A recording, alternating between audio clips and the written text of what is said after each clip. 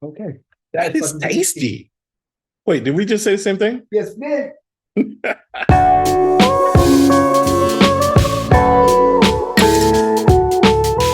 What's up, everybody? Welcome back. This is Whiskey Happens. That's Mr. Johnson.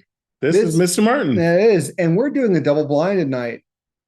Can't wait to get in this double blind of Jack and Jack.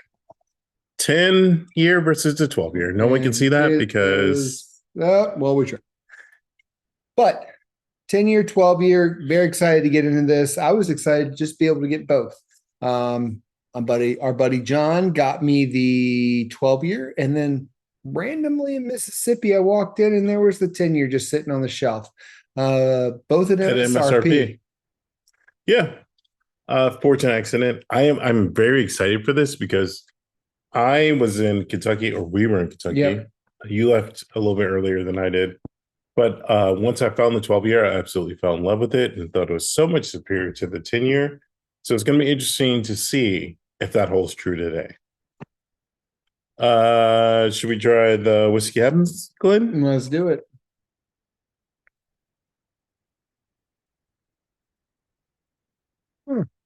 So in a different turn of events, the results are going to be texted to us. We don't know at all. There's not a little sticker on the bottom this time for either glass. No, I had my partner off camera she poured these for us. So huge ethanol note, huge. Very much so. Which gives me the thought that this is the 10-year, just going off of that, but I could be wrong. Okay. Let's see. I don't.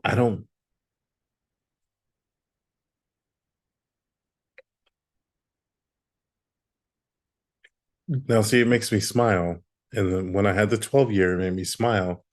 Now that I'm trying to identify which one is which off the bat, there's definitely a chocolate covered raisin note here going on. Man, that's so easy to drink, though. Yeah, I mean, what's the proof in if this replaced old number 7, either expression, would not be upset. Okay, so just everyone playing home, batch 10 that I've got is batch 2, which is 97 proof of the 10-year, and the 12-year is batch 1 at 107 proof. This to me is the 10, just because of how light in proof it is. This is light to me. This is good. It's very good. What's the proof? You didn't say the proof? 97. So 97 proof versus 107 proof. That's it's giving me strong blondie feels. I like it. I love that. That is so easy to drink. No, this is a huge brown sugar note. I don't know if see, this is definitely blackstrap molasses. This is definitely stronger to me. This is definitely more oaky, more aged. Definitely more oak. I'll agree with you there. Captain Crunch, even. I will say this has more of a nose to it. I mean, if you want to look at it simply, instead of getting like really into technical, like what the flavor is and the smells and the nose, this just has more of a nose to it than the other one. The other one is very dissipated, it's very small. There's not a whole lot of like oomph to it. This is definitely stronger nose right off the bat. Yeah, you're absolutely correct. These were both poured around the exact same time, give or take a glass. Yep. And glass number 2, or the High West glass we have, is the better nose for sure.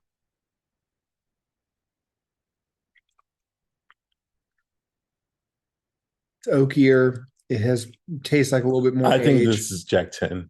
Really? Yeah.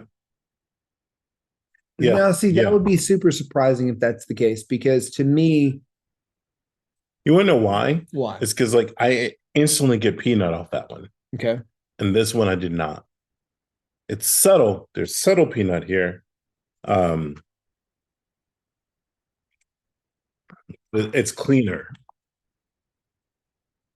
Well, you've had them, and I haven't. I'm going off of just normally what you would think of when you age a bourbon. And if you're talking about age statements when it comes to bourbon in general, this is a whiskey. So keep saying bourbon, but this is a whiskey.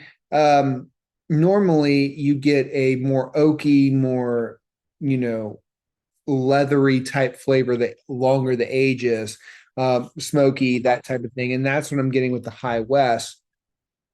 And so for me, not have tasting these, I would think that in the Whiskey Happens Glencairn, you're looking at the 10, and then the 12 is in the High West.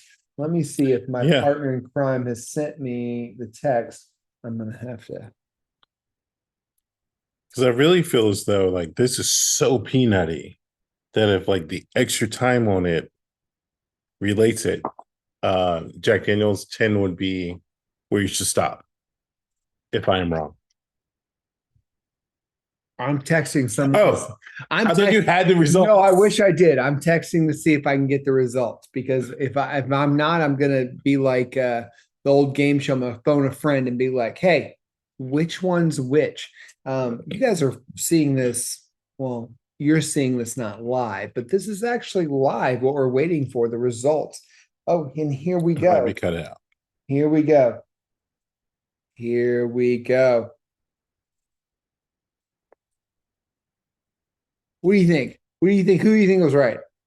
You judging by your response. Oh man, that was true.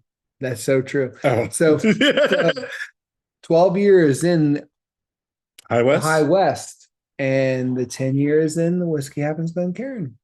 Well, then that's the best part about the blind is that like that's what I'm thinking is that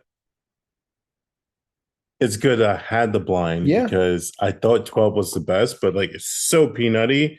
And for whatever reason, 10 years, mild. I would say that I couldn't choose between the two, though. I think it just depends on, I wouldn't say one is better than the other. Like if you're out there and you can get either one, pick them both up. Like either one is, you're not going to be disappointed with. It is not, I would say one is not so much better than the other. The 10 is not much better than the 12. The 12 is not much better than the 10. I would just say, depending on what your flavor profile is, what you like, is potentially could be what you want to drink on. I'm actually glad I got both, because they really do kind of set the mood depending on what I'm wanting to drink. Yeah, I think that 100% just judging by, and I do happen to have regular old number 7 over here. Yeah. Jumping from 80 proof to 97 proof is, I think, something people want. Yeah. As far as consumption. Mm-hmm. However, I thought I was in love with the 12 year. Maybe I do like 10 year better. And it's okay. Like I think that if I also believe like Jack Daniels 12 is a happy accident. Yeah. Because we had the 10 and then there was a 2-year hiatus. Yeah. And then we get a 12 year and then a batch 2 of the 10 year. So I think that like whoever the powers that be. Actually, I'm really upset at myself. I don't know who the master distiller is at Jack Daniels. Yeah. Sorry, my bad, guys. But it's good. I think the 10-year would potentially, now what I would love to see is there's a lot of, we love 10-year bourbons. So now we're saying we love a 10-year whiskey. Is 10-year the sweet spot? One the same. But is it the sweet spot? Is 10-year the sweet spot? Like thinking about it now, if you think about Russell's, you think about Eagle Rare, you think about those that have been at 10 years. Some of those are the best that we've ever had, or not the best we've ever had, but just in when it comes to age statements, we really love some 10-year. So I'm wondering if around 100 proof, around 10 years age, if you have me at 100 proof, that's the sweet spot. It could be. I think for a lot of people, if you're the average consumer, possibly. Yeah. And this is one of those things where I think if you are old number 7 person and you're looking to like branch out, but you are scared to try anything different, you see a 10-year or 12-year, pick it up. Yeah. But that'll do it for us tonight. In this blind, we decided the 10-year was king. So whether you like a neat on the rocks or in a Coke, whiskey happens. Cheers.